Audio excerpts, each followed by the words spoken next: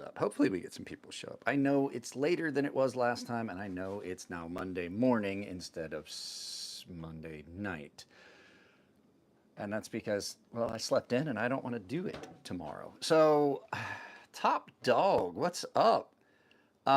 So if you guys have followed the channel for any period of time, you know I don't like drama. I actually just woke up like 45 minutes ago, maybe an hour, having a cup of coffee. So you guys know I don't like drama, especially drama with companies that I have a vested interest in. So you guys know there's been some stuff that's been going on. Laren put out a video, and I'm not going to argue with Laren. Laren is a metallurgist. He's a scientist. He was talking about ARRPM9, and I'm like, well, if anybody's going to know, it's going to be Laren. And that's the steel that's in this knife. But I have a little bit different take than a lot of the other knife guys. A lot of the other knife guys have been coming out like, oh, it's just garbage. And I knew that there was something about this steel. And I'm like, no, you didn't. No, you didn't. The same guys that were a week ago, like, oh, ARPM9, they were like me. They're like, I love it. It's great. And I'm like, cool. Are now like, poo-poo ARPM9. And I'm going to make a differentiation on my side. I'm trying to, all visible messages. I want to see everybody's going to say. So I know that a lot of people are upset with the whole ARRPM9 thing. I'm upset too because, can you guys hear me really pretty well? I've got the microphones on and everything. Give me a thumbs up on the audio. Let me know.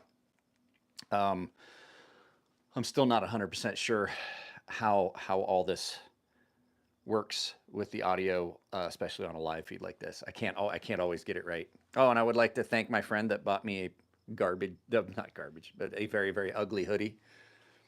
So audio's good? Okay, cool. I'm still a fan of this steel. ARPM9 is Corbin Dallas. Corbin, my man, Corbin. I'm still a fan of the steel. It's still good steel. And I will say it's probably one of the better budget steels out there. So ARRPM9, as you guys know the drama. ARRPM9 was listed as a powdered metallurgy, and I think it was artisan, rare, whatever. And it was they listed as powdered metallurgy. Laren did a whole big thing on it. There's a lot of things that can affect a steel and how I'm talking about ARPM9. So I'm still a fan of the steel. I'm not a fan of what happened with the marketing. Lacey, if you check out EDC and Lace, she's got some of the best stropping compounds you're going to see. She sent me a bottle of the 9. Look at how much diamond is in that bottle of orange juice. So I'm still a fan of the steel because I'm going to tell you that it's one of the better budget steels. I'm trying to get myself in a position where I have good light, but you guys aren't getting that lens flare. So I think we're going to relocate either to my gaming. I work so much, I haven't been out here. There's like cobwebs and stuff in my studio. They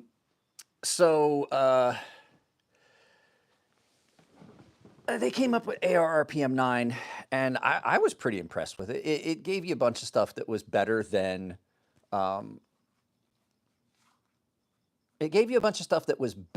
what you were getting in some of the other steels.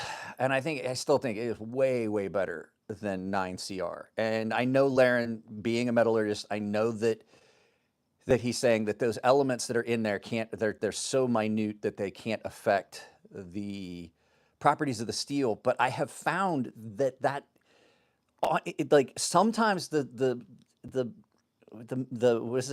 mystery of steel from the Conan the Barbarian series, there are weird things that happen with steels at temperature that, like, I know what on paper it should happen, but it is far enough removed from 9CR that those little changes definitely made a difference. And some of it is that they're running it at a harder Rockwell and stuff like that.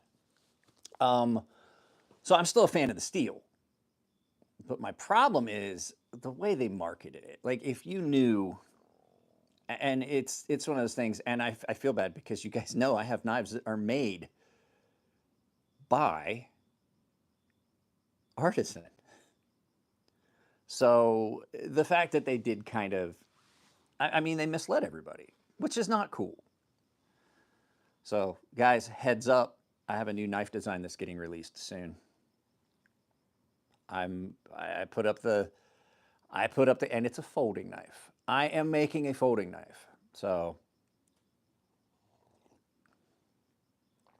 Lacey's like me. Just we're naturally beautiful. We don't need beauty sleep.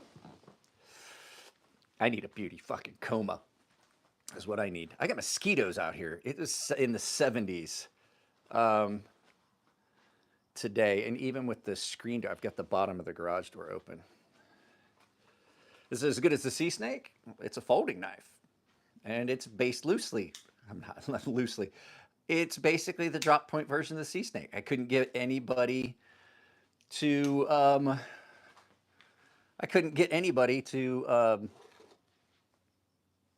I couldn't get Artisan to agree to release the sea snake's more attractive brother.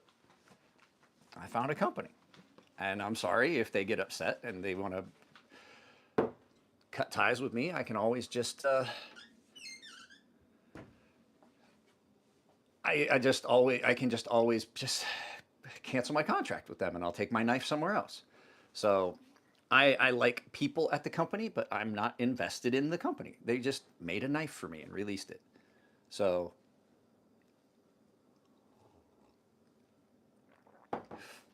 I am more upset that they lied to people. Now, back to the steel. I love the steel. I like ARR PM9. It's a good steel. It has a lot of benefits that you don't get from some of the other budget steels. I think it's one of the best budget steels on the market. I think that they did a really good job with it. I think their heat treat on it is really good, and I think it's still a really, really decent budget steel when it comes down to it. And I had a conversation with somebody online the other day, and they're like, "Oh, are you going to retract all the stuff you said about ARRPM9? Like you were its main, you were one of the first people." And I was like, "Yeah, guess what? I knew as much about the steel as you did. I'm not a metallurgist. It doesn't change. It doesn't change because you find out that something's different about it. Doesn't change the fact that you liked it before." But that's the problem. Like everybody now is like, "Oh, I always said it was garbage." And I was like, "I've seen 5 videos of you talking about how good it was." I don't try to do stuff for clicks and clout. I'm doing this video because I need to address it, because I did tell you guys how much I loved ARPM9. I did tout it as a new budget powdered metallurgy because that's what I was told. Truth in advertising seems to be the problem. The steel has not changed. Consumers need the truth. Yeah, I'm saying, like, if you was this Sea Snake is a badass cutter. I don't carry a fixed blade, and I still have used it a ton. Yeah, it's good. So, like the company being not 100%. It's from Chechnya. Wow. I got people from around the world tonight. What do I think about Civivi and Weed Knives? I have a knife that was released through Weed Knives, Chad. I did the first knife that I ever released was the Wee Stonefish, and I think they do a great job. As a matter of fact, in my pocket is one of the best knives of the year, one of the best knives to be released in several years. It's definitely the best integral that has ever been made, in my opinion, and that's the Wee OAO. So Wee, Civivi, Sencut. I mean, the Sencut stuff, some of it I could, I could take it or leave it, but most of the Wee stuff is really, really good. I have got a lot of Wee knives that I really love.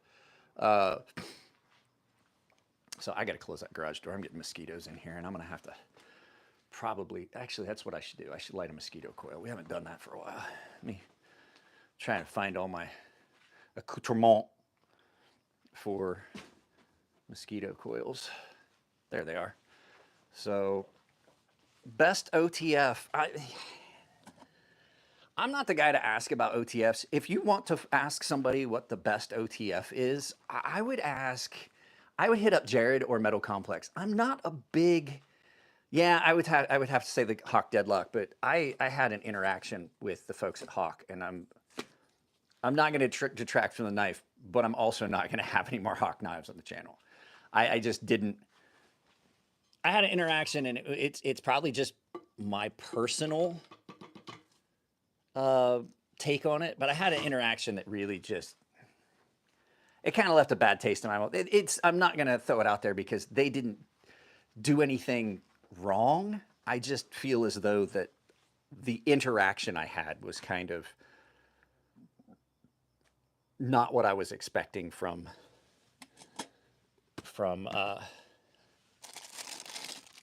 it wasn't what I was expecting from them, having spoken to them in the past, and that was a complete 180-degree shift. But the Hawk Deadlock is incredible. It is the first knife. I think it's the first knife I ever had on the. I think it's the only knife I've ever had on the channel that was I said was completely perfect. I could find no flaws with it. None. So I'm gonna put you guys down for a second. I have to pull this out.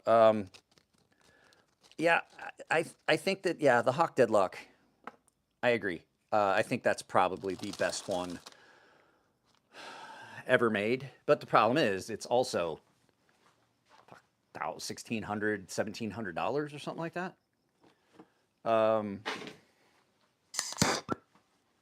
dog hates that. So, you see, I see it this way. It's a good steel. Oh, I was like, what is that sound?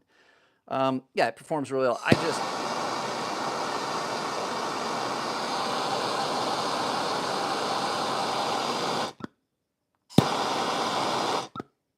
mosquito coil. Good ones. Expensive ones that my wife brings back from Japan. They work, boy. Not like those Coleman garbage ones. Guys, there's 16, 14 of you here. Please drop a like. But like I was saying, I don't like, I don't like the way that they marketed it. If they knew it wasn't a powdered metallurgy, then it wasn't a powdered metallurgy. Sorry, guys. Sorry, I'm trying to do two things at once.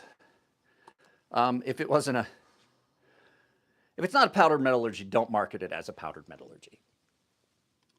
If it's a spray, I mean, hey, that's still a new. Like, I didn't even know, to tell you the truth. Like, Ravencrest, I don't know anything about Ravencrest. To tell you the truth, I don't know anything about, like, I don't know the difference between spray metallurgy and powdered metallurgy. And I made it far enough into Laren's video that that's at the point where he was at, and I was like, well, I have to work. So I haven't finished watching it, but I did watch a good chunk of it. And I'm like, okay, well, I watched enough of it to know that if Laren is telling us something, then it's probably spot on. But there's a flip side to this too. There's been problems with MagnaCut that they have kind of disavowed and not acknowledged are happening. And it's not necessarily, it's nothing Laren did. It's not Laren's problem. It's nothing that he did in the manufacture of steel, because he doesn't make the steel, it's Niagara. And the problems that people have talked about, mainly Guy from Survive Knives. Not gonna lie to you, I had those same problems in 20 CV when I was making knives by hand. When I was doing custom knives, I lost something, I'm looking for it. I had those same problems in that steel in 20 CV. I had the exact same issues. So it's not a steel issue. It's the Niagara Specialty Metals manufacturing issue. That's the problem that I had. This is what it looks like when I can't find something and I'm going insane looking for it. I'll find it later. It's not Laren. It's not Laren's problem. Like, Laren's a genius. I'm not a big fan of MagnaCut, to tell you the truth. It's just not a steel. I have to go turn this light off. It's not a steel that I like as much as others. But then again, what's it look like outside? Looks like nighttime. Nighttime in the yard. So I'm going to turn this light off. I'll get some more light, guys. It's not a steel that I particularly like. It's for some people it's great. It loses. I've noticed over the last couple years that I'm losing my love for the super steels. I talked about super steels. I still love 20 CV. I still love M390. I still love S90V, and there's a couple others out there that are okay. I don't like S30V, can't stand it. Not a fan of S35VN. I can take it or leave it. At least I can get the edge I want on it. I think that I personally am upset that there are not more knives in 14C28N. I would pay this, and people are like, oh, well, that's a garbage cheap steel. I was like, make the, like, there's a Max Ace knife that I really love, but I wish it was in 14C28N. I like 14C28N enough that I would pay the same price for it, regardless whether it was in 14C28N or 20CV. Like, if you give me that option, I don't care if there's, like, people are like, well, if it's going to be 14C, I want a price drop. I was like, I don't. I like 14C28N. I like it a lot. I think 14C28N is probably one of the best steels on the market, but because it's older, people poo-poo on it. They're like, oh, it's garbage. It's a budget steel. It can be a budget steel. The fact is, though, it's one of the few steels ever designed that were made specifically for the knife industry. The reason that I say I'm starting to fall out of love with some of the super steels is they do this powdered metallurgy and they get this super homogeneous, super fine grain structure, which is good to a point. The reason I love 14C28N so much is it has large, irregular, angular carbides in it that aren't so finely distributed that you lose that. Which you gain from the fine grain structure, you lose in some of that really nasty, aggressive bitiness that you get in some steels. I personally think that I would rather have 14C28N and some things, but I still love 20CV. I can get the same kind of edge on 20CV that I get at lower grits, at higher grits. This is really bitey. It's got a really nice fine edge on it. That is something I find that I really, really enjoy. And if you guys are watching this, please drop a like. It'll get more people here. There's 12 or 13 of y'all here. I know there's more people on the shorts feed, but when it comes down to it, sometimes on paper, something seems like it would be great. Yeah, I hate tungsten carbide blades. They're chippy. They're fucking, yeah, they'll hold an edge for a while, but one, they're a pain in the dick to sharpen. And two, they chip real easy. They do. I had one here and had sharpened it, was using it, and it was chipping. So they're like ceramic knives. They're good for specific tasks. I'm not gonna say if you like tungsten carbide, buy tungsten carbide knives. I just personally, it's not my cup of tea. It's like ceramic knives. I have some friends that love ceramic knives, but they chip a lot and they have to send them back to the factory. I've got friends that have ceramic kitchen knives. And I'm like, if that's what you want, that's fine. You reach a point where you get a hardness that is to a point where now it's brittle. I'm not a fan of that. I don't want that. That's not what I want in a knife. So tungsten carbide has its place. And that place is at the milling machine. Carbide bits. There's just like it can be so fragile.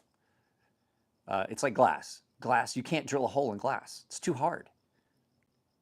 But it's also so brittle that if you drop it, it breaks. Same thing. Like you can break, depending on the type of tungsten carbide you're dealing with. But like if you've ever dropped a titanium or a tungsten carbide end mill, you ever drop a carbide end mill on the ground? You just have to buy another one because they will shatter. And that's part of the reason that some of the knife steels we have now exist. M390, plastics cutting industry. Tungsten carbide's expensive. 20 CV M390 LMAXs were all plastic cutting industries. They hold their edge really well against, you know, the wear that you get, because plastic, I'm gonna tell you right now, plastic is one of the hardest things on an edge. And so we've gotten some really, really good knife steels out of the into the knife industry that came directly from the plastics cutting industry. And it's because they push that wear resistance in those steels, because plastic is really hard on material. Tungsten carbide is pretty good, but the fact is it's brittle and it breaks. And when you're dealing with something like plastic where you have to use pressure into it, it's not cutting away as easily as steel. It's not chipping away, it's cutting away. Tungsten carbide has a tendency to get pressure on it and snap the bit. What steel would cut through most other steels? You can't cut most. Most steels aren't going to be used for cutting steels, because steel is steel. Blade on blade, that's a myth. That's a myth. That's not something that happens.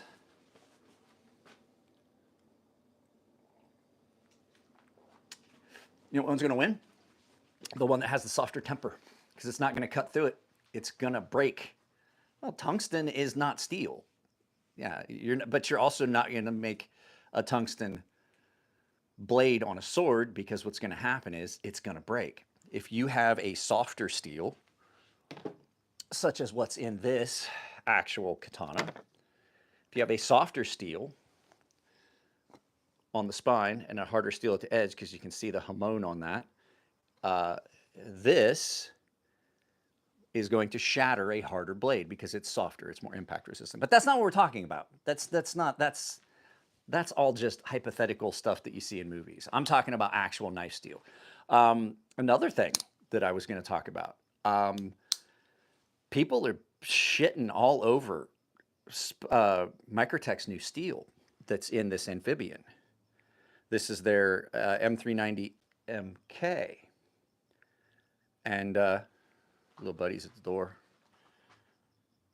M390 MK, I am finding to be really, really good. This is something that is kinetic. I don't know what you're doing. But at any rate, yeah, they're given a lot of crap. What was that? Puppies. Yeah, he doesn't want to leave. When I have my nights off, he spends them with me. He'll probably be up on the love seat as soon as I put his pillow back. You want to know what he does, Lace? He has this pillow, and then he also has a match to this pillow. They're off the main couch in the house. He has the match to this pillow on the couch, but he also has one upstairs. And if you take this one and put it on the couch and swap them, he will drag this one back out here. Like he will swap them out.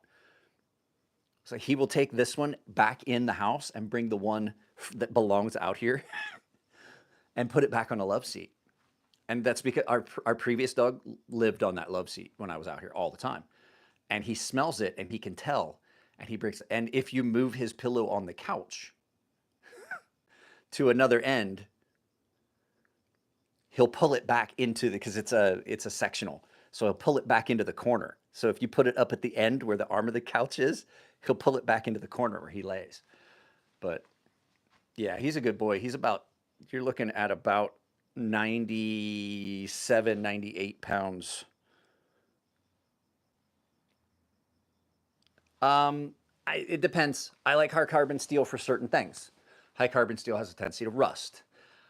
I like higher carbon steels that are less prone to rusting, such as what's in this knife. This knife is in a steel that is, what was this? ADC RV2. It's a fairly high carbon steel, but it does have a good bit of rust resistance to it. It's held up pretty well, but I do keep it waxed. I love the finish that Brock put on this. This is that Carnivora Knives Mako. This is what it should have looked like instead of the one that I got that was the prototype. But guys, there's 11 of you here and there are only 6 likes. Please For the love of God, hit the like button. It's free and it's easy. I don't like to patina things. I like to let them happen naturally. So, but at any rate, like I was saying, M390 MK. People are like, oh, it's just a softer, crappier version of M390. I don't find it to be. I have cut up the wax. I have the wax that came with it, and it's some pretty good wax. It's this is the blade wax that Carnivore has sent with it. There's other ones you can get, but this one is beeswax, almond oil, and coconut oil mixed together, and it does a pretty good job. It's easy to apply. It kind of melts. It's solid.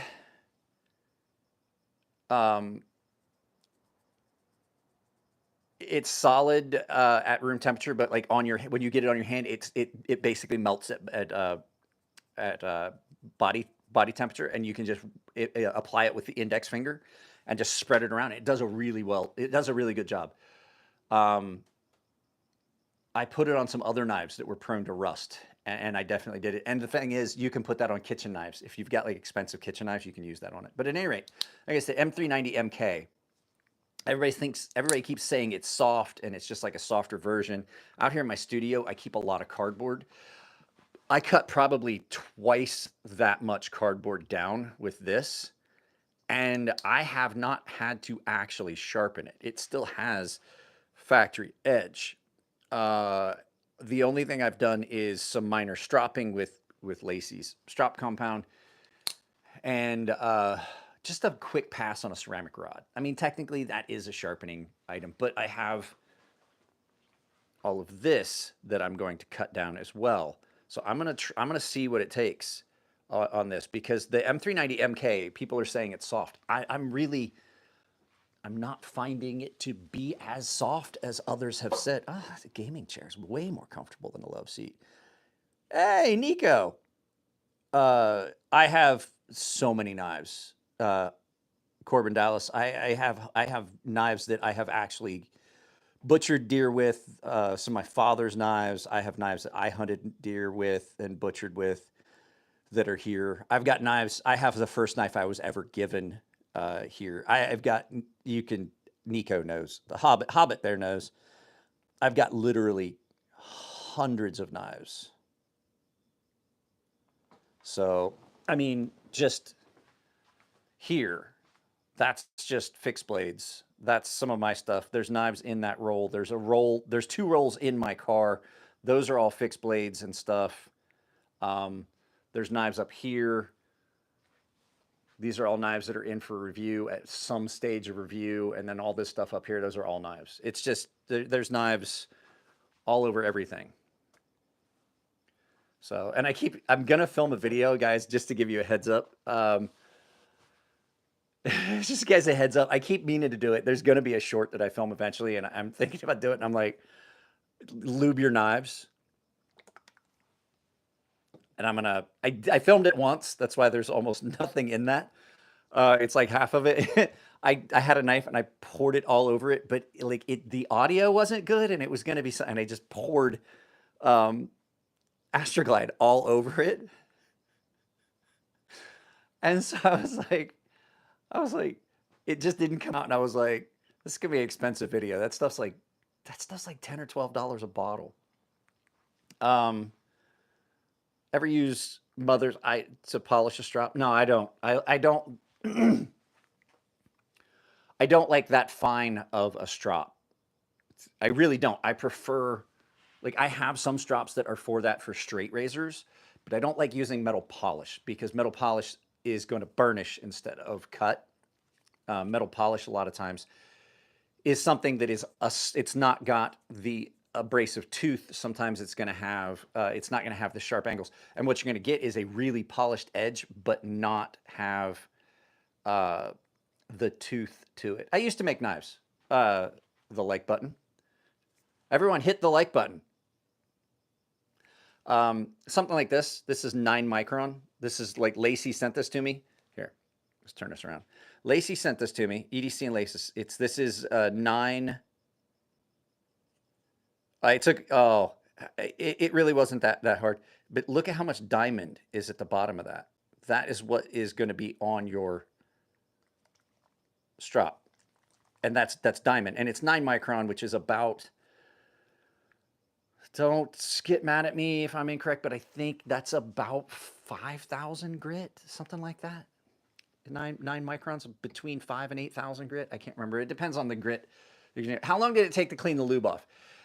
Luckily, it took way longer to clean the lube off the mat, the filming mat, the mat right here, the Zero Foxtrot weapons maintenance mat that I did it on. Don't mind these. I use these, guys. I'm going to tell you right now, if you're a knife guy, these are great. These are great for getting down in little spots and getting things out. If it's in an area where you don't want to scratch or mar something, like a really fine finish on something, and you're wanting to clean out so I film a lot of stuff. So like this, say that there was stuff down in these little slots. Those little toothpick parts on a flosser, they're great for cleaning stuff out like that.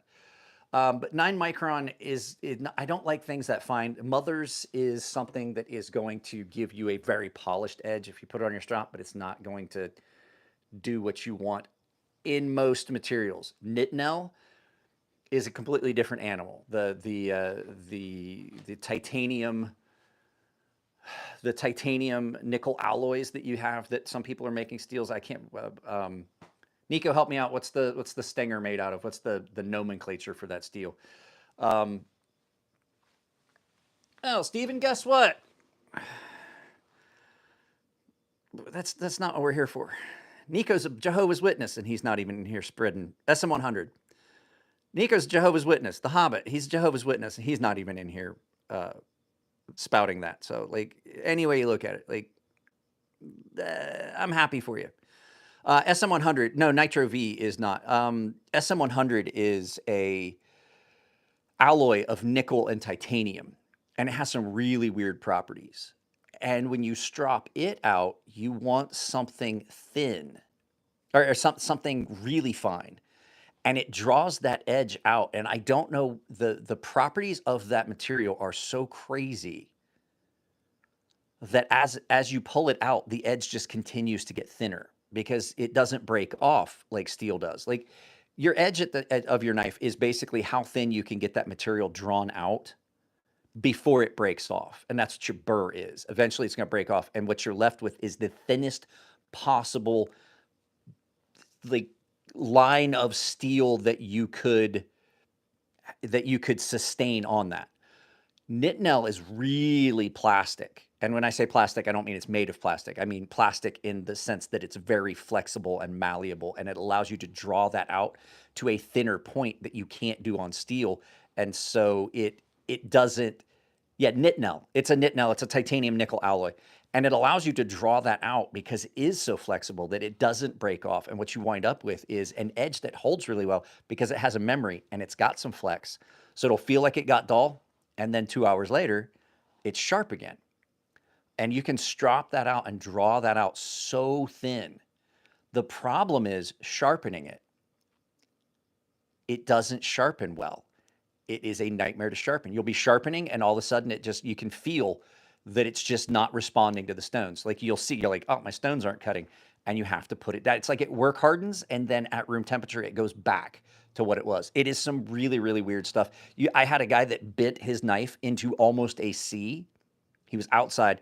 He was prying on something, and he bent the blade almost into a C. And he's like, crap, this is ruined. Brought it in, put it on his workbench. When it heated up inside, because he was outside in like 30-degree temperature, put it in his office, on his bench, on his desk, in the warm room, and it straightened itself out. CPM 3V, I like the CPM 3V. What you have to worry about, some of those steels, when you get some of the properties you want,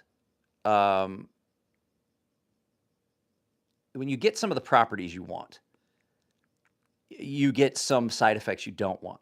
So some of the steels that I really love are prone to rust.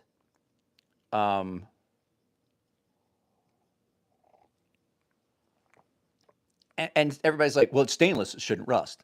And you're like, it's it's not it's stainless steels aren't going to not rust. Now nitinol, since there's no steel in it, won't rust. Rust is something you get from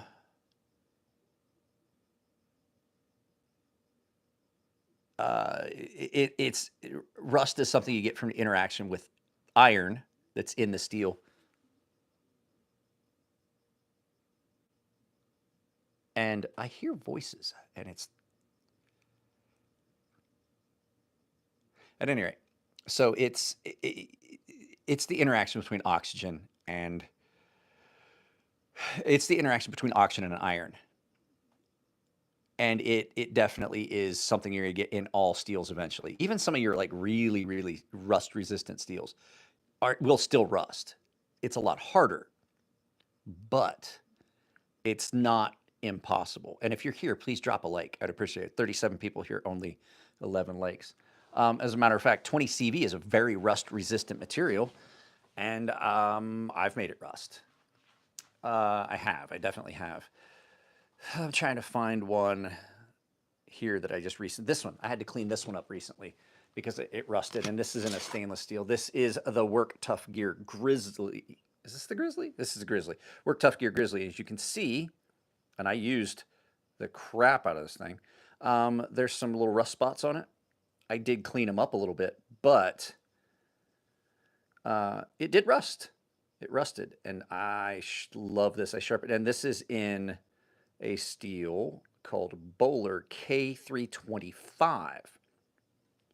So, oh yeah, this thing's great. This was a gift from Scab over at Choir Boys Cutlery. So I'm trying to get it back in its sheath. It doesn't want to. It wants to bite me first. So yeah, that's. They do. They make some great stuff. I have 3 of them here. I've got to send 2 of them back to Scott over at Choir Boys Cutlery. I did get something cool, and you guys want to see it? I haven't even had it out to show anyone yet. We'll go inside, and I'll put it on the counter, and so you guys can see it from above. I don't have the studio cleaned up yet to film. I don't know if I'm going to film on my days off today. I may film tomorrow night, but I'm doing this tonight, so mainly because I haven't gotten a chance to do it. I may do another one of these tomorrow night. So this is a knife from let me wipe this counter off real quick. I made a mess when I made my coffee. This came to me, and I've never seen this company before. This is TRC Knives, and it's made in Lithuania. And I really don't know. So this is M390 satin 60 HRC.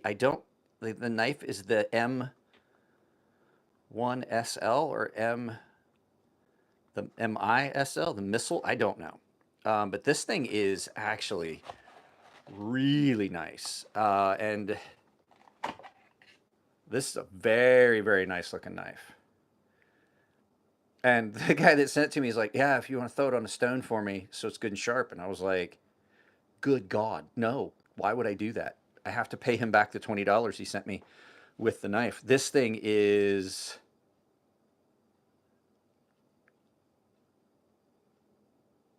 This thing is amazing. It's the M1SL, so like missile. But I haven't looked at it. I think it's G10 and M390, but this thing is so comfortable in hand. And I'm like, I really can't wait to get this. I haven't done anything with it. It has not even cut paper yet. But I really want to get this out and get it tested. I worked 3 12-hour shifts this week. So I worked until 11 o'clock this morning and then went to, that thing it's not cheap. I'm going to tell you right now. I looked at some of their stuff. I'd never heard of them. They're not cheap. But like, you know, you do get what you pay for. You get what you pay for. And that's why That's like, and everybody, when I told everybody that this knife was like $575, they're like, that's insane for a Chinese knife. And I was like, the work that went into this knife, it's absolutely justified. Hey, what's up, Greg? And so you get what you pay for sometimes. Sometimes you get more than you pay for. There are companies out there, you get more than you pay for. I honestly feel, I'm not gonna lie, I bought this knife. This is my knife. I bought this. And sometimes you get that buyer's remorse. Now I have found, over the course of carrying this for a while, I was like, you guys know, you've seen this in so many shorts. It's because it's always in my pocket. I think you get more than you pay for with this knife. Or you're getting what you should get for what you're paying for with this.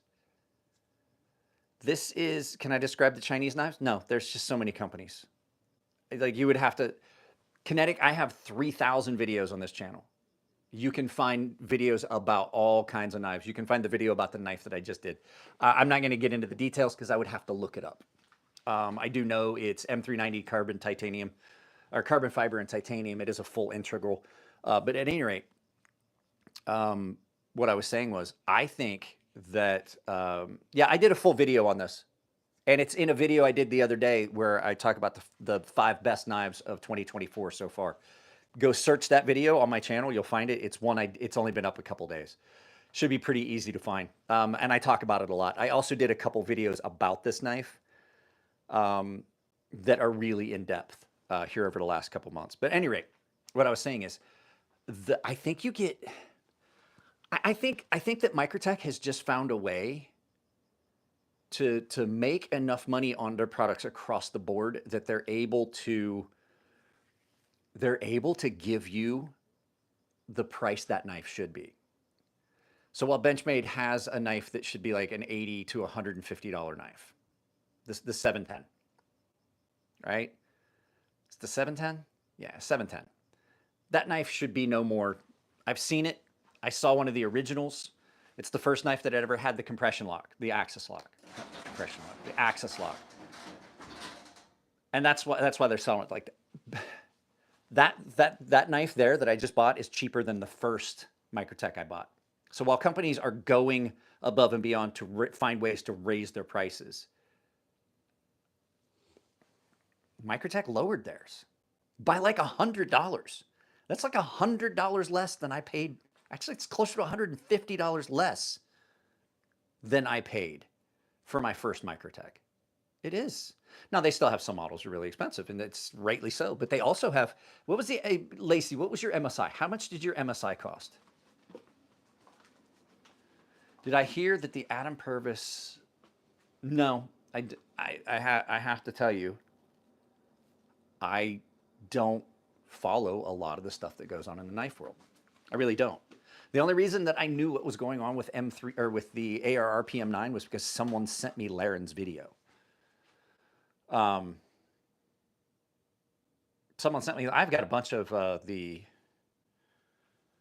all out in my car. No, they're not right here. I have a couple of the OTFs. So you were talking about OTFs. I have a couple double action OTFs. Would you like to see them? I can do that right now. They're right here. I only have a couple now, but yeah, that's what I say. Under $200 from Microtech with their new lock mechanism. And I mean, it's a good knife. I had one. I bought one. Used. I bought it. I think I paid, oh, what did I pay? I paid with the trade. So I only paid like $35 because I had another knife that they wanted and I paid the extra $35. And I wound up selling it. And that's about what I sold mine for. I sold mine for like, I want to say $150 because it was used. I just didn't like it. It was a good knife. I just didn't like it. But like an under $200 Microtech. That's 25th anniversary Microtech UTX 85. Here, we'll do it this way. So this is a 25th anniversary Microtech UTX 85. And this has been carried. As you can see, I was going to keep this just pristine and keep it and never carry it. It came with a silver coin, a 1 ounce silver coin. And then I have this one, which is my 2015 model Microtech Tonto version. I actually bought that first one you saw from Nico, the Hobbit right there. I bought it from the Hobbit, the guy with the blue wrench. And these are nice, but they're gimmicky. They're not super functional. This is not something that I would carry on a day-to-day basis for, you know, my own use.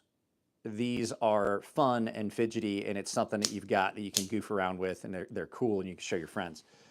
They're not they're not a real good knife for a lot of other purposes because they do this. That knife did not fully deploy it. It did not make it through that piece of paper. It made a little hole in a piece of paper. That little hole right there. But now that knife is not locked. And so what you have to do is then sling it like that to get it back on its rail to realign it. That's why I don't have the that's why I don't have a big love for these. They are unreliable, and a lot of people are like, oh, that's what I want. I'm a cop, and that's what I want. And I was like, they're great. They're fun to have. They're gimmicky. They're fun. I would take this any day. You can get this with 10% off of my coupon code. This is just an absolutely gorgeous knife that is, with my coupon code, under $300. So I don't like wave openers either. This is a great knife. Carbon fiber, ZDP 189 steel. It's a full convex. It's the core, ZDP 189 core with 17 layers, alternating ZDP and 420J. And then you've got just a solid, this is at 67 Rockwell. It's a full convex. This is a great knife. Nathan. Who's Nathan? Oh, Nathan. OTFs are for making the wife mad, opening and closing. No, that's what this one is for. This is the one that your wife will tell you you're not allowed to have in the house. This is the one, this is actually way better than an OTF. Well, this is way better than an automatic OTF. This is a gravity knife OTF. There's no mechanism. It can't fail. As long as I open that blade's going to come out, I lock it in, and that lock will not fail because I'm the lock, as long as I'm holding that. So that's, but yeah, this is, if you use crazysharp, all lowercase, you can save 10% at checkout if you go to KATSU Knives. This thing is great. KATSU's who's making the knife that we've been talking about, my new folder. That's who's going to make it. It's going to be KATSU. It's going to have a convex grind, I believe, if we've got everything worked out. There's another KATSU. This one's $89. And it's the same knife, just without a pocket clip. Carbon fiber and liner lock. These knives are pretty much identical, just different materials, different price. So this is a much more functional knife than an OTF. KATSU's great. Well, like I said, Lace, let me know, and I can get if you let me know what one you want, I'll see if they'll hold you one, and then you can use my discount code. They sent me this one. I dig this one a lot too. That's more of a standard blade grind on that you would see. But this is a case. The Hobbit got me this case at a knife show. That one's great. I have a lot of really cool knives. This is like a knife case that has like some unusual stuff in it. This is where this little guy lives. Commander Cody. Like I said, which one? This one? These things, so this one's like, with my discount code, it's under 300. And then this one is 89, I believe, but you know, with my code, you would save 10%. I got that code for you guys because I think that they make a great product, and getting you guys a discount is really cool. So, like I say, it's crazy sharp, all one word, all lowercase. Well, I don't even think it's all lowercase. Look at that carbon fiber on that, though. But this is EDP 189. This is one of the few super steels that I'm definitely behind. This is at 67 Rockwell, but it's not really a super steel. It is a super steel, but it isn't. And that is so incredibly sharp. Yeah, this one's still in stock. This is the ZK04. So, but I like this one. So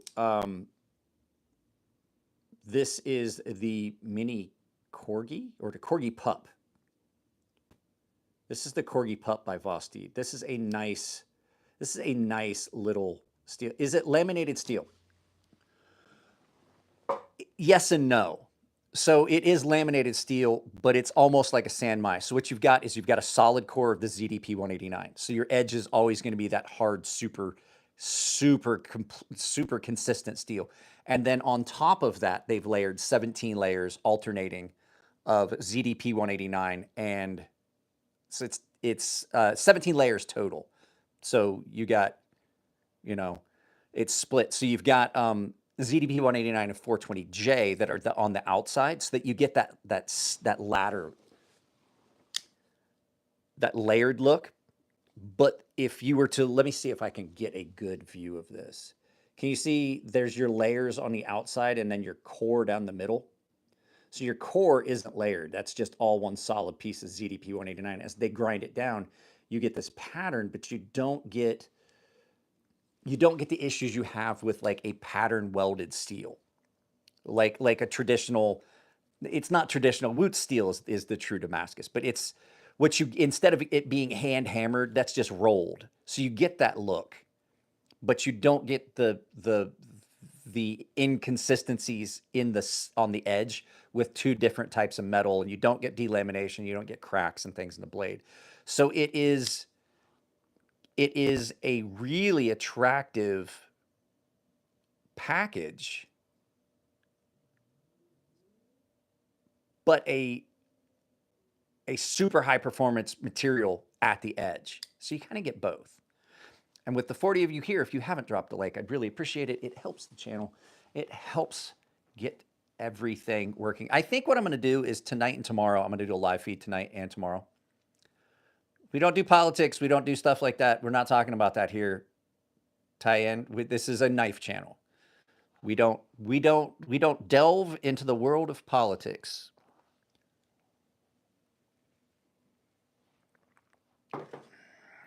So not everything has to be the current events channel. This is a knife channel. I do know that I put up let's talk about some things. Do you have Wootz? No, Wootz steel is something that is still, it's rare to get Wootz steel. There are companies that are doing it. It's a lengthy process. It's a lot like the process, if you've ever watched how Japanese tamahagani is made. It's the steel that they make swords out of. It's kind of the same process. You are melting down your raw ore in a column. In Japan, they use like I forget what they call it, but it's a smelter, and so it's smelted down, and it has to be done in a specific way. It has to be done in a specific temperature, and you have to do it in a certain way, and it has to maintain a certain temperature for a period of time. And it's very, very lengthy. It takes days to make enough to do anything significant. You can make a bloom of Wootz steel in like a long day, but you're not getting much.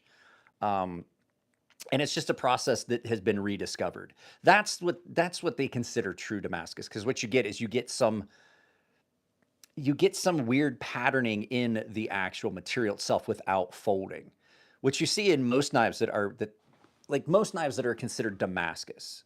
It's technically it's pattern welded, it's forge welded. And so what you do is you have multiple layers of steel, and it's cut, and then it's forge welded, and then it's folded to get the pattern you want. And the problem you have with that is the entire thing is dissimilar metals that might heat treat at different temperatures. So you'll get different hardnesses. And if you've ever, like as a sharpener, Lacey can tell you this, if you're sharpening like an actual like forged pattern welded Damascus, as you're sharpening it, you can feel the different hardnesses of the steel on the stone. You can feel it, it just feels chattery down. Viking swords were in, Viking swords were done in a Wootz steel. And it's an incredible material. And if you go and you find the science about it, it's awesome. I've watched so many videos about it. But the pattern welded, like Alabama Damascus we get, it's a pattern welding. And technically this is a pattern welded as well, but this is a core.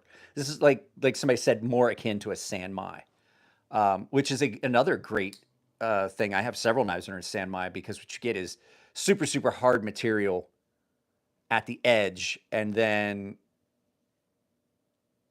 you, I don't know, we're talking about knives. And so you have that super hard material at the edge and a softer, cheaper material on the outside. And what you get is you don't need as much of the expensive steel. So a lot of times that is sanmai, you have a thin piece of ZDP 189 down the center, and then it's jacketed with garbage 420J, which is what is the dull lines on this are 420J. And so it's a much better experience. And then if you're using a Damascus, like a forge welded, hand hammered Alabama Damascus, which don't get me wrong, it's gorgeous. And there's a lot of work that goes into it. There's a lot of artistry, but it's like why pay more for an inferior material? But as you use it, then as you run your thumbnail down the edge, you can feel parts of the edge that are dull, sharp, dull, sharp, dull, sharp, dull, sharp. And you're like, this is just not the material for me. So you can feel the variations in the hardness, and then you also have issues with delamination, which means because it's forge welded, so each one of those layers that's in that hammered Alabama style or forge welded Damascus or pattern welded Damascus, however you want to look at it, each one of those layers is its own little weld. And if there's an issue with the weld, it's going to come apart. And that's what delamination is. It just doesn't, it just doesn't stay together. And then you wind up with a big crack in the blade. I've seen actual Japanese swords that people have made modern day, and their forge welds didn't hold. And you can see it when these guys are doing stuff in videos, and you can see the blade like come apart and split and things like that. So I had swords made when I did Japanese martial arts. I had swords made. And all the ones I had made, like this one that's here, this one here that is here because there's a rattle in the handle, and I'm trying to shim the handle because I had to learn how to maintain my swords. That is monolithic steel. It is one piece of steel. It's just differentially hardened. So you get the benefits of the differential hardening. So you have a hard edge, soft spine, but the fact is, it's one piece of steel, so there's no chance that's going to delaminate. Now, there is a type of pattern Damascus that I do like, and I'll explain why, because it is monolithic, and I have an example of it, and it's the powdered Damascus, like Damasteel. Where is, I think I let somebody borrow it. Okay, so guys, the folding knife you're going to get is basically this. This is the knife that's going to be the folding knife. And there's going to be a fixed blade version of it. I made this for my daughter years ago for a birthday present. This is the knife that's going to be the folding knife. Hey, Lacey, look, a bottle of your stropping compound has fallen on the floor. I can't remember if I got my lackey back. If I did, it should either be there or right here. And I can't remember if I got it back yet or not. I don't think I did. So there's a type of material called Damasteel, and it's a powdered, that's the empty. I used it all up. I finished it up.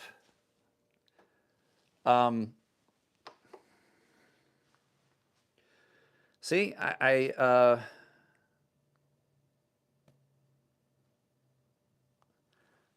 That's what I'm gonna do from now on. I'm just gonna block people. I don't want political stuff here. Oh, wasp injector knife. I've seen it. Jared over at Neves Knives has one. I'm trying to see if I can borrow his. He had problems with it working, but at any rate, what I was saying is, Damasteel is a different animal. Damasteel or powdered metallurgy, the powdered pattern Damascus.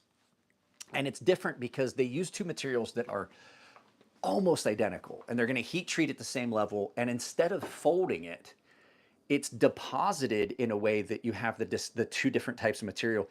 And then when they roll it through, they mash together. And then when you heat treat it and everything, it's all the same hardness. It is monolithic steel with that pattern.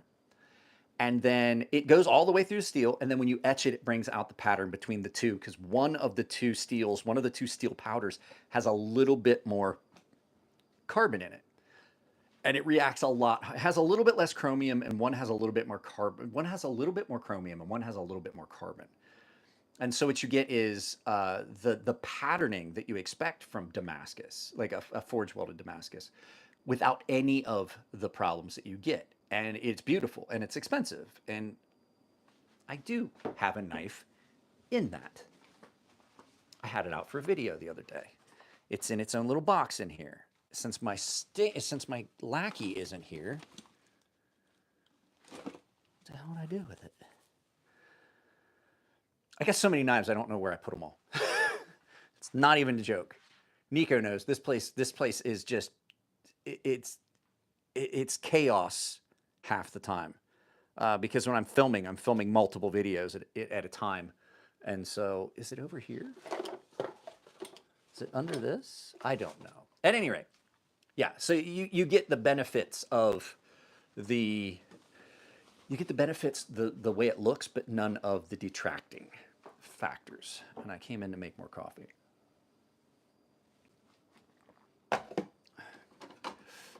Turned off. But I find it to be that now these days, I don't like some of the things that people really love. I did a video about it. Do I carry a fixed blade? All the time. I carry a fixed blade constantly. I'm in my pajamas still right now, but I'm not. I would be carrying one. And if I was carrying one, it sits right here so that I can just throw it on my belt.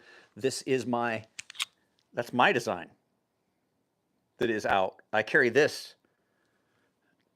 Can you tell that I carry it pretty much daily? I carry this constantly. I carry a fixed blade. I sent one of these to, I even put soft loops on it so I can carry it on my belt horizontal. I have another knife that is currently with Choir Boys Cutlery over with Scab. Well, actually, I think he sent it. He has my Humphrey Customs Tucson that I carry all the time. Yes, the Artisan Sea Snake. That's my design. I don't have any more pre-made. I made some coffee and I put it in the refrigerator.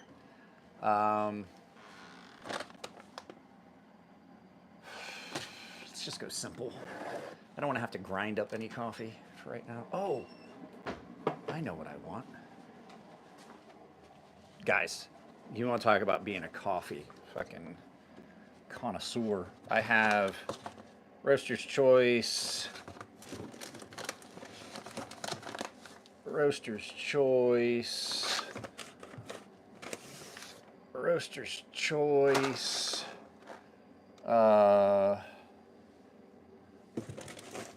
This is one called Almond Afterlife.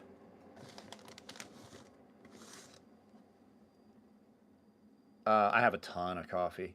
But what we're going to have right now, because I actually like it, didn't think I would. My wife bought it. This is her coffee. Guys, I have to admit, she bought this, like, I guess the girls that she works with bought this, and they have it at the office, and she goes, I want it. And I was like, I'll try to find it. We couldn't find it anywhere. And we came across it at a grocery store, and I bought it. And I bought like 3 cans of it. And it's actually, it reminds me, you guys ever remember the 8 o'clock coffee that you used to be able to get, the breakfast blend? That's what it reminds me of. Love the Sea Snake. I love how compact it is, but still for big hands. Well, I wear triple XL gloves. And so I wanted to design a small knife that still fit my hand comfortably. And what I came up with was the sea snake. And now I can't find my coffee scoop.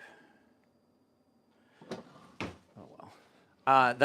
It just wound up being just the perfect design. Now there is a drop point version of it, and that's what I showed you guys, and that's what's going to be turned into both a folding knife and a fixed blade through KATSU. And that knife is going to be called the Habu, which is, so sea snakes are really common off the coast of Japan. I lived in Japan for 13 years, in case you guys didn't know. I have this thing for naming my knives after venomous creatures. And so I had the sea snake, and then that was originally supposed to be called the scorpion, but the problem was there was another company that had a knife called the scorpion, so I didn't call it that. As a matter of fact, the stonefish used to be called the hornet, but then there was a company that had a knife called the hornet. But in Japan, the Habu is a poisonous snake. It's a venomous snake, not poisonous. If it bites you and you get sick, it's venomous. If you bite it and you get sick, it's poisonous. That's how you remember that. And so that knife is coming. So that knife is coming soon, but it's going to be both a fixed blade and a folding knife. Now, what I'm trying to determine is we're on the fence with the lock mechanism. I don't necessarily want to do a frame lock because there's so many frame locks out there. Problem, it's a flipper. So that takes crossbar lock out of the mix because crossbar locks have a tendency to be mushy. And if you're here, all 43 of you, please drop a like. So if you want a snappy action on a knife, there's a couple ways to go, but the problem is button locks, as much as I love them, are going to get put through the rigor with some testers, and they're going to fail. I like button locks, but some of the stuff that Scab's going to do to one is going to break it. So I'm leaning towards, for the ability to adjust your detent and the strength of action and the snappy action and things like that, looking for something that is going to do that. It's more than likely going to be a frame lock. I don't know. I mean, I'm still on the fence. I know that a lot of people complain about it. I want to do Triad lock is the best lock on the market. Triad lock is strongest lock. It's not the best. If you want a lock that you can trust is never going to fail, it's Triad lock. What is this? He's ex-CIA for sure. Not ex-CIA, but definitely ex-military. Ex-machina? No. Oh, that's some good coffee. Oh, I didn't finish telling. So Nico, I was telling you about, so like I said, so I did film a video and I was like, yeah, make sure it was a short and it was lube your knives up. I got this and I poured that much of it on a knife and the audio was all garbage. And to put that much money into a, short, but it was going to be funny. I don't care. I poured it all over it. And so it was hard to, the mat, I had to take the mat out and spray it off and then readjust it so that when I film it's in the same spot every time. The knife was easy because it's water soluble, so I had it in the sink, but I did have to take it all the way apart because stupid me, I used a knife with bearings and I was like, I gotta take this thing all the way apart. And you know what knife I used? The most difficult one to disassemble. I used this one. The lock is 3 different pieces. Like, I'm an idiot. I should have fucking thought of that. Well, the dimensions of the Habu be the same dimensions as the sea snake. I believe they had said about making the folding version a little bit bigger. We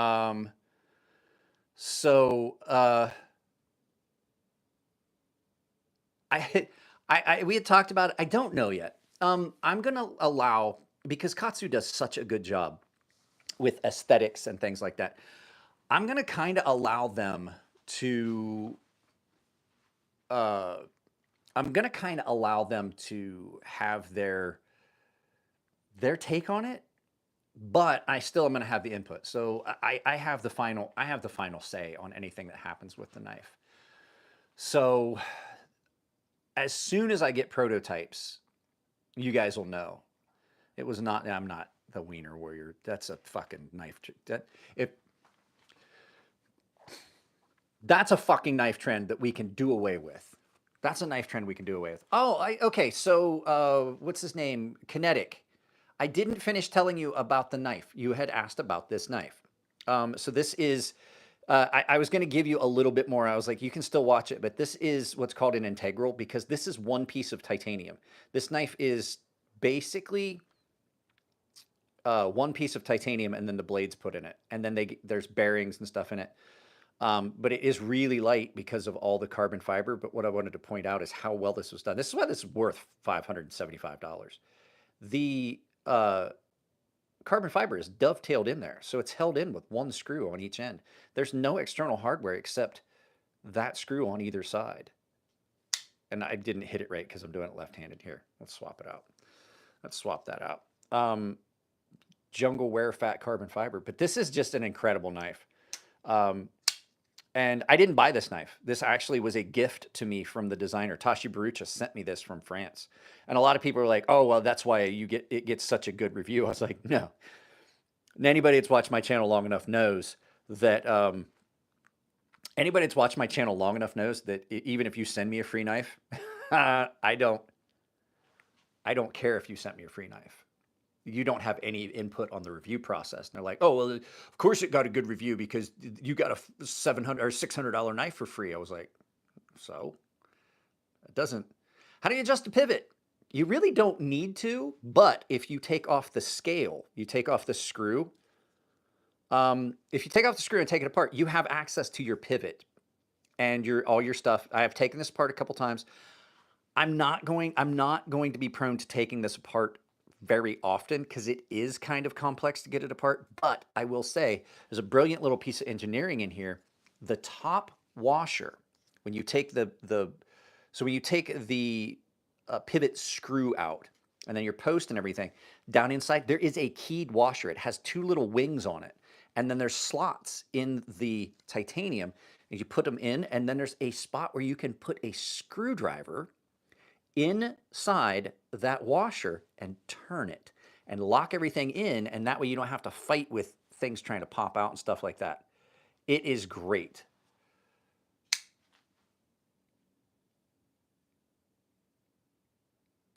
Let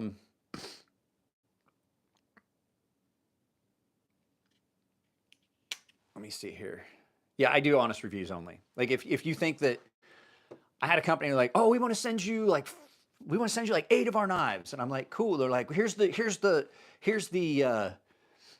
script, and I was like, don't even send the knives. They literally wanted to send a script. Thoughts on slip joints? I love slip joints. I have several slip joints. I don't carry them very often because I'm a big guy. I'm 6'3", 230 pounds ish.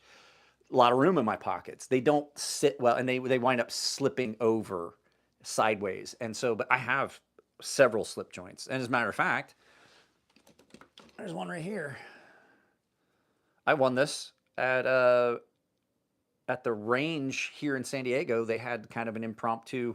I showed up and they're like, hey, we're having a shooting competition. If you want to join, it's like $60 to enter. And I took second place. There was a dude. The only reason that I took second place was I was there with a gun that was not.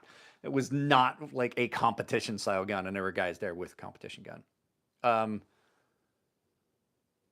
This slip joints are great. They serve a really good purpose. Another one. This is old timer Black Bear Trapper, I believe.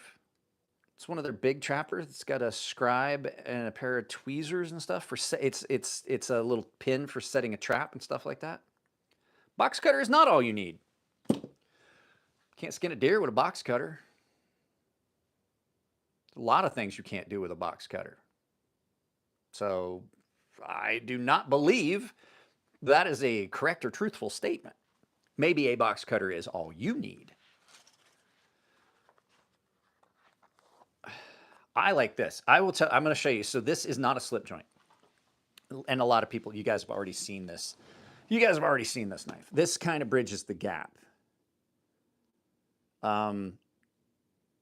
This is the East meets West.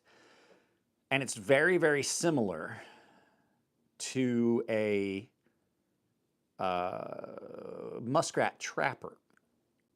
It is a modern take on something like that, and it has 2 blades on it. This is super, super comfortable in hand.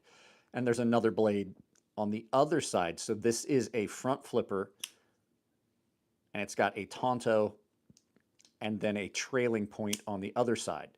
So you've got that whole batarang thing going, which is what a muskrat looks like. If you ever had a muskrat folder, that's what it looks like. One's a tonto is the proper way. This thing is great, and people are like, well, how do you carry it? This is a piece of EDC.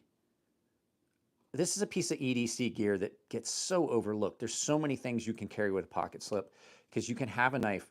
When you put a pocket clip on a knife, it's uncomfortable. I hate to admit it. Like I strive to tell you guys like how good a knife is, and I tell you that the pocket clip is okay, but the fact is it doesn't matter how comfortable a pocket clip on a knife is, even the best ones. This one's got a really good one.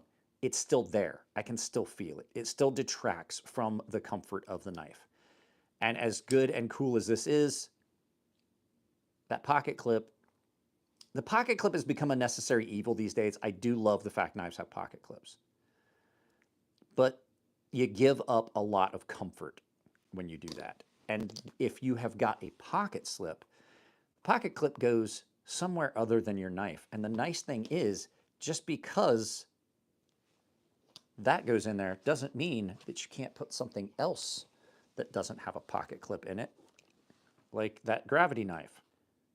You put that in your pocket. It fits perfectly. And a good leather pocket slip is a beautiful thing to have, so that you can have some knives. You may want to have some knives that you just take the pocket clip all the way off of. Knife does all the tasks a box cutter can do, and the stuff a box cutter can't is what a knife does. You guys, I love this case because it has got a Velcro spot for me to put all these here. So, but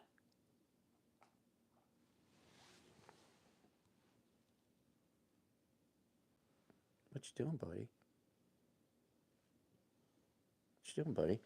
We spend a lot, my daughter and I spend a lot of time out here in this studio. I have Connect 4, Battleship, and a bunch of other stuff. But he loves it out here.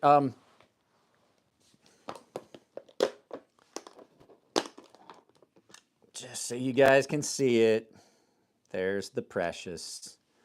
I haven't been carrying it as much because the fact is, I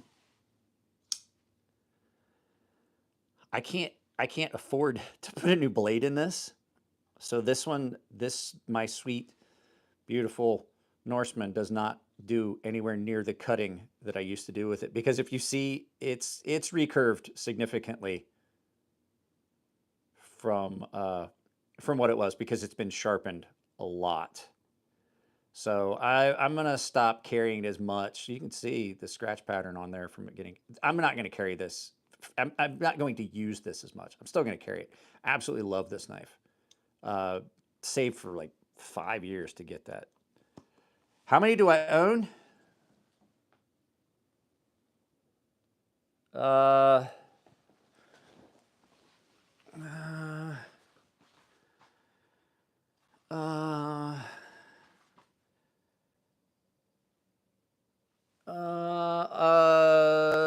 And then there's 2 knife cases in the trunk of my car. There are literally 2 knife cases in the trunk of my car that are full. So another 64 knives or something in the trunk. I got to bring them in. They've been out in my car. I took them to show somebody a couple things, and so they're in the trunk of my car. So yeah, I own a few, but I don't know how much it would be on a Norseman. I've never asked how much a replacement blade would be. It's just never a question that has ever come up. It's not a question that has ever come up in all the times that I've talked with John and those guys. Funny you showed your Norseman. I've got one for sharpening that's headed out tomorrow, about the 10th one in the past. Yeah, I've been sending people your direction. I can't sharpen them anymore. I just can't do it anymore. I would love to give every Norseman, like John sends people my info when they buy a Norseman in the States, or at least he did for a long time. He was sending them people my direction for sharpening in the United States, and for ano. He was sending people my direction to get the anodizing done, because he was like, I've seen what you've done. Like, I'm going to trust these, because he knew Elliot. He knows me through Elliot. He knows me through having dealt with him. And he's like, yeah. So he was sending people to me to get their anodizing redone, which I can still do from time to time. So, you guys want to see a really cool knife? This is a really cool knife. This doesn't get used. This was a gift, and it stays in its sheath.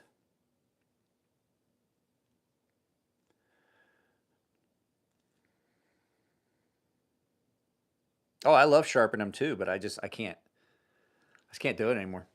I just don't have the manual dexterity to trust that I don't have the manual dexterity to trust myself to sharpen $1,000 knife if it's not mine. I'll sharpen $1,000 knife if it's mine these days, but there's times I do have good days and bad days. I have a couple of Nico's knives that I just got to find a good day where I can sharpen them. It's just fucking getting old. 0 out of 10, do not recommend.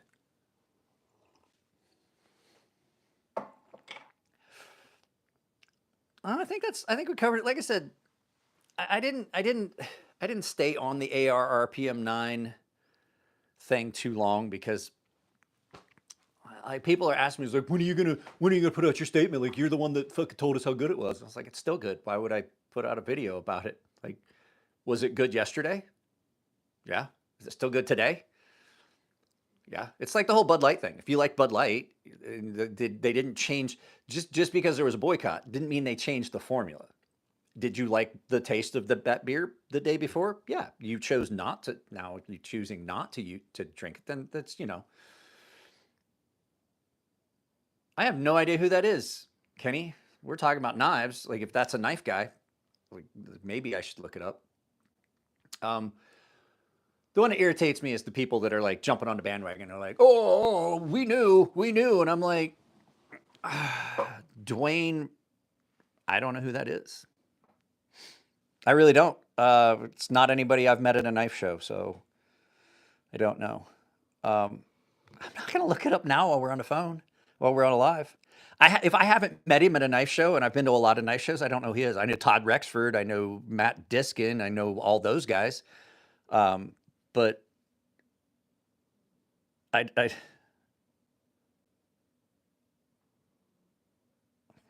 okay. This is okay, guys. Kenny, I'm going to make a joke at your expense. Don't get upset. This is the equivalent of when I was in Japan, and a guy would be talking to a girl in English, and when she didn't understand what he was saying, he would just talk louder. Just saying it more times isn't gonna. I'm not gonna know who he is. I'm gonna know that you've said it a bunch of times. So it's like you're not speaking Japanese. You're just speaking louder. Like, she could hear you fine. She could hear you fine. She just didn't understand what you said. So, but yeah, I'm more upset with the company, if anything. So to sum up the whole thing with the AR-RPM 9, I'm upset with the company. Now, I am going to tell you guys, I'm probably going to play video games all night tonight and not film, because I want a day for my God. It just irritates me how badly you can see that scar on camera. Like, in person, if you guys have met me in person,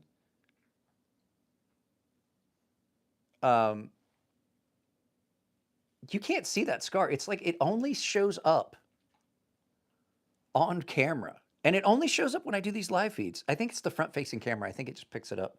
You can see You can see that that scar really clearly under my eye. It runs all the way up.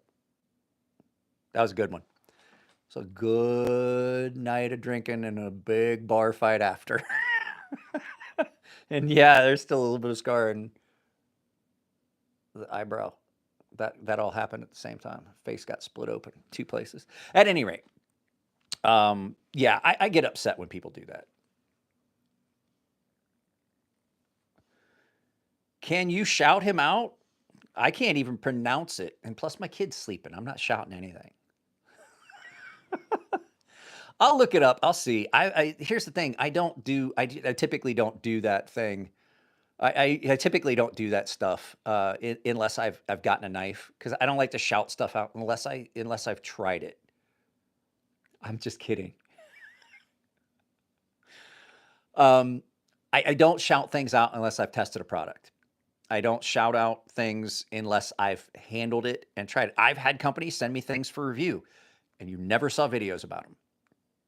They weren't necessarily knife things, and I don't do videos about them sight unseen. Stuff comes, and I tell everybody that sends me anything, the caveat: if there's something wrong, sorry about that.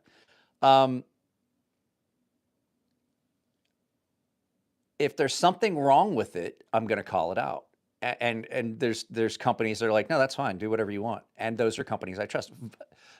Vosteed send me stuff, and they're like, hey, you want to do this knife? And I'm like, yeah. They're like, okay. And I'm like, I don't have to tell them anymore. I was like, if there's anything where like, this is a new knife and it's not, it's new design. I was like, you guys know I'm gonna give it an honest review. And they're like, yeah, we don't care.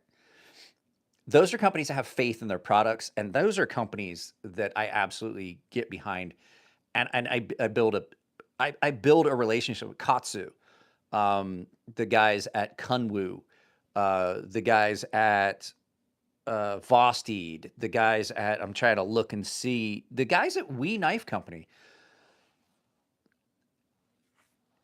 If your product's good, you have no problem with me telling you guys, with me doing an actual, an honest review. It was this, knife retailers advertise as powdered, so it's become known. Yeah, here's the thing. Knife retailers are not metallurgists. Knife reviewers, I said it was a powdered steel. We are not metallurgists. Everybody believed from jump that it was, I'm sorry, I was just making sure I didn't disconnect my microphone. Everyone from jump called it a powdered steel, and that's because that's what we were told. Now Laren brings it to the forefront and says it's not a powdered steel, and I absolutely believe Laren. It's not like Laren's lying.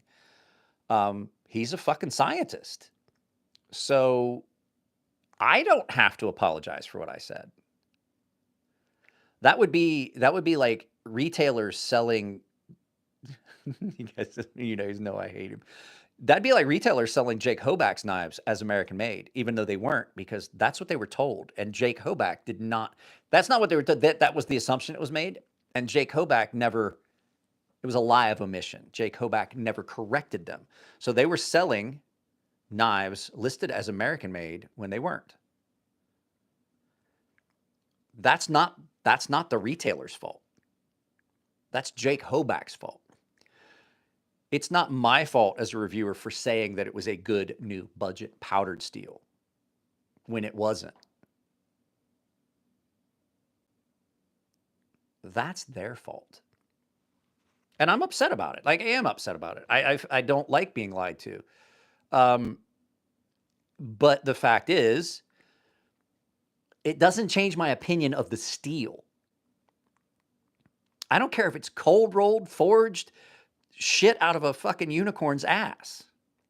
If I like something, I like it. I don't care. I may stop using something. I used to like Anheuser-Busch products. I still do, but I don't buy them. It's a good budget steel.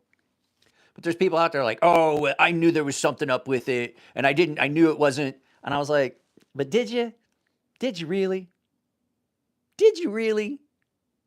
I'm gonna push that. I'm not sure. Like that's the doubt button. That's like that meme, like the X. It says doubt and like push X. I'm like, yeah, I'm hovering. Some people maybe. There's some people out there that have dealt with steels enough times. Like Elliot may have like broken a blade and be like, oh, that's not powdered. Most of us, to tell you the truth, I just don't like breaking knives. Speaking of breaking knives, did you guys see Scab broke that buck? I was kind of bummed. That was a good looking knife. I saw the thumbnail. I was like, no, that's a good looking knife. I almost bought one. But he did make a point. The Bose heat treat has a tendency to take things far. It takes things pretty far. It does take things pretty far in the heat treat.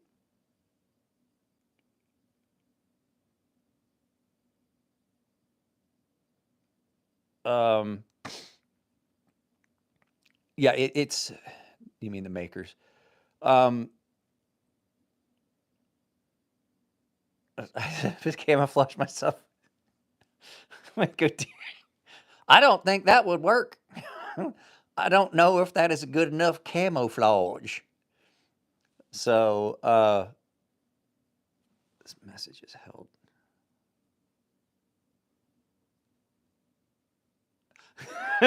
Okay, I'll show it. I'll show it. That was held for review. No, that is okay. So my job in the Navy, I was a 5-inch gunner's mate. I worked on 5-inch gun system. This is a replica. You ready? This is a replica D884.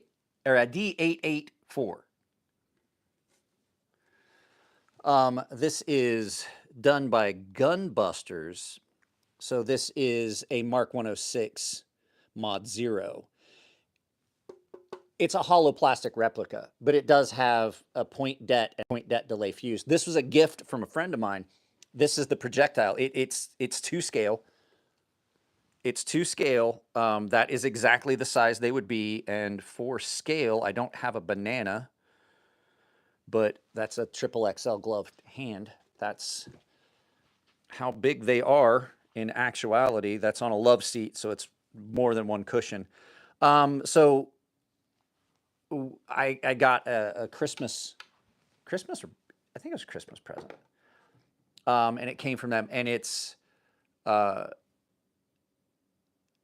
hollow, and you can buy a kit that turns it into like a bar where you can keep a bottle of whiskey and 2 glasses inside of it, because it comes apart. It comes apart at this. Sorry. It comes apart at that seam right there, and you have access inside of it, so it all screws together. It came in a box, like all disassembled, and I had to put it all together. But I was like, that is a cool gift, because I absolutely loved that job. Absolutely loved that job. I loved working inside the gun system. It was a 3-story gun. That's why I can't hear. But yeah, my buddy got that for me. We were on the ship together. Yeah, but that's my take. So you guys know, like even though we talked about it, I don't like to get involved in drama very often. I will though. For one thing, I'm going to show you something. I'm going to pull this up.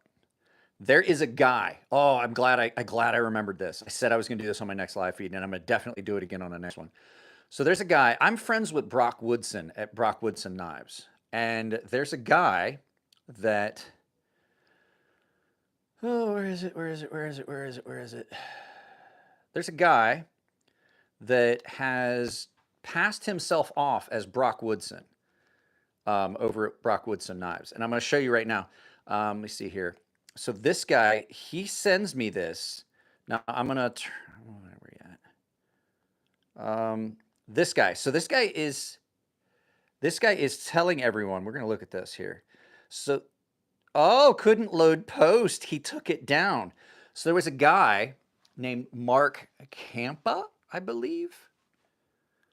He put up a video, one of Brock's videos, of Brock with a several $100 handmade front opening folding knife, right?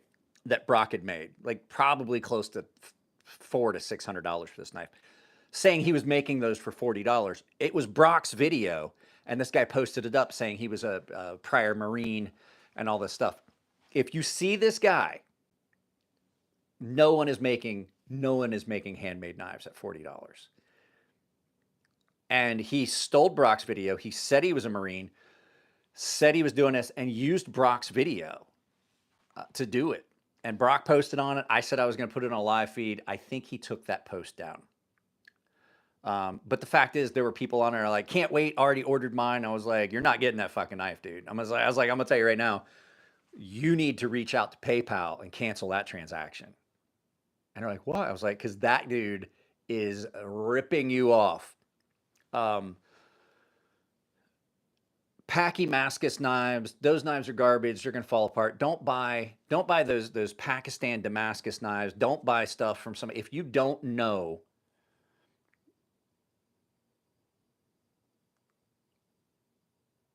such shitty people, my life is to stop their asses. I said I was going to put it in the video. Guys, do you think I should, I did this once before. Do you think I should grow the mustache just down under, like down all like a Fu Manchu, and then just shave and like do the mutton chop thing? Do you think I should? Because my mustache is thick enough that I could just do it down to here. Do you guys think I should shave it down the middle? I did it once before.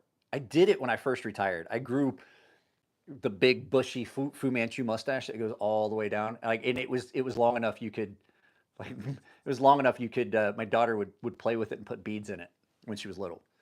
Should I do it again? What do you think? You can see it.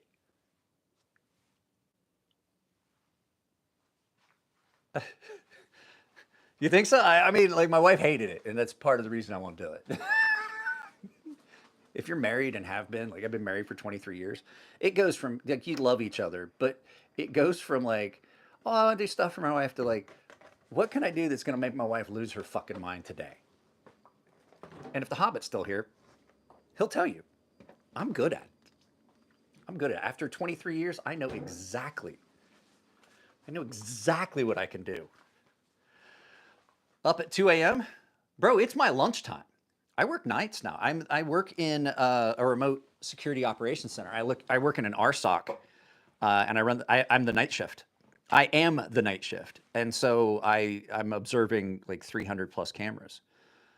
So I work from 11 to 7. So I am gonna have to end this because I'm getting hungry. I didn't eat breakfast, so I'm gonna have to eat something soon because it's my lunchtime.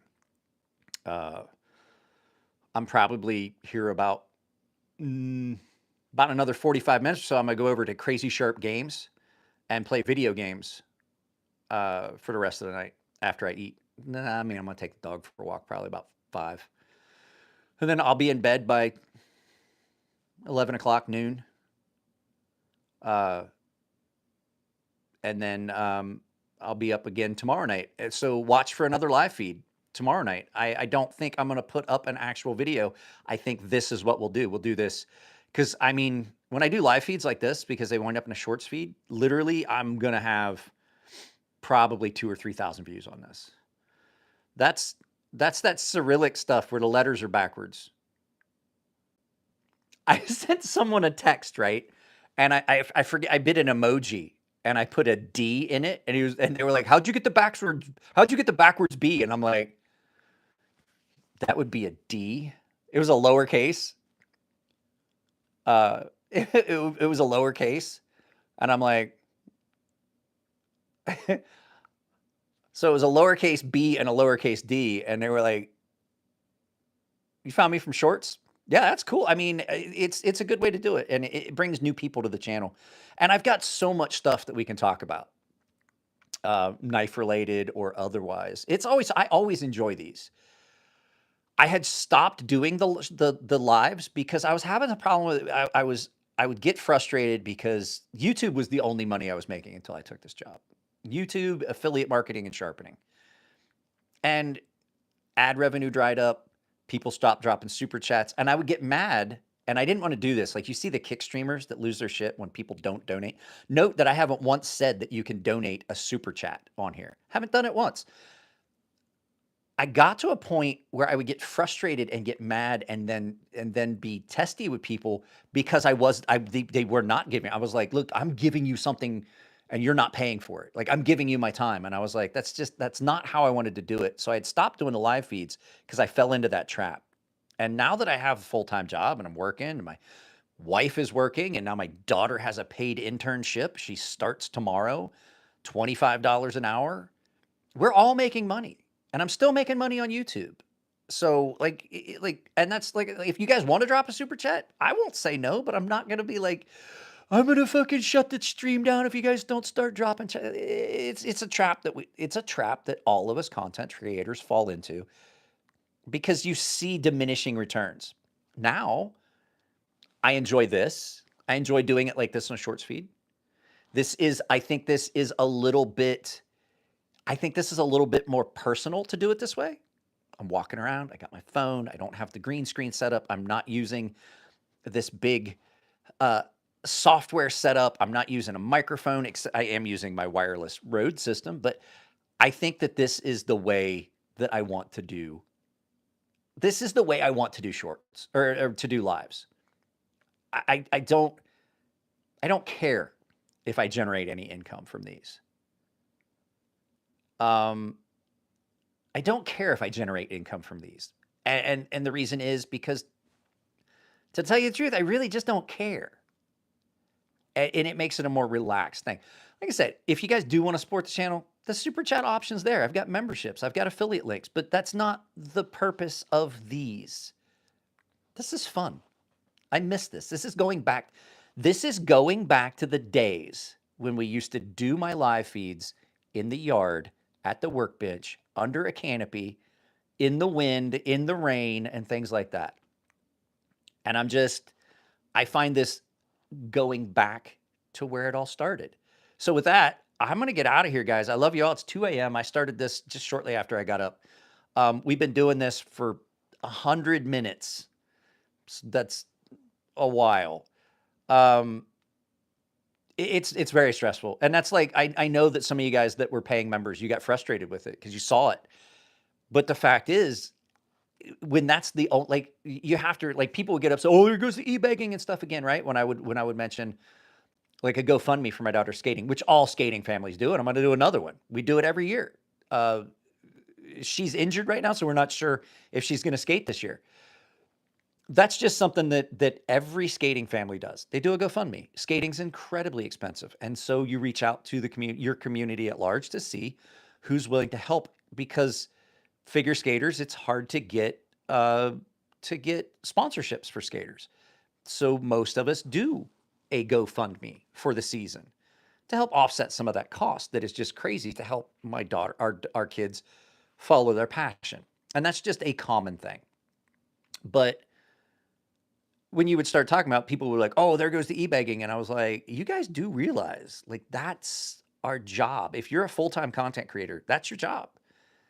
Ad revenue, super chats, things like that. And I tried to get that point across, and people just really didn't understand it. But it's stupid stressful, because you may have a video that you put your heart and soul into and really worked hard on, and no one watches it. You know what I mean?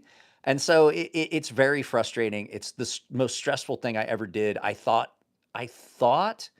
when I first started it and everything was going well, I was like, this is it. YouTube has provided me an option to do exactly what I want and work for myself and all of that. And then they changed their policies and yanked the rug out from under almost all creators.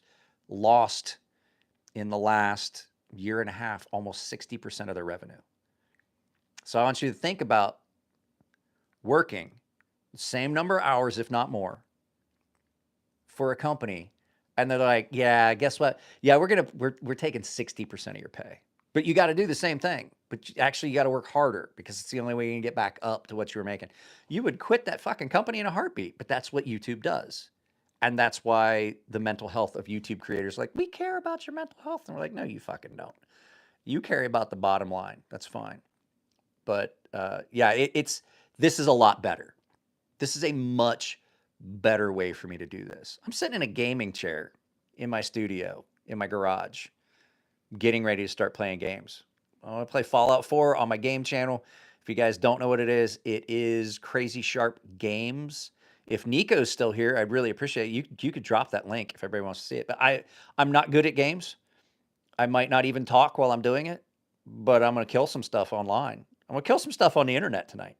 So, guys, I am going to go get something to eat.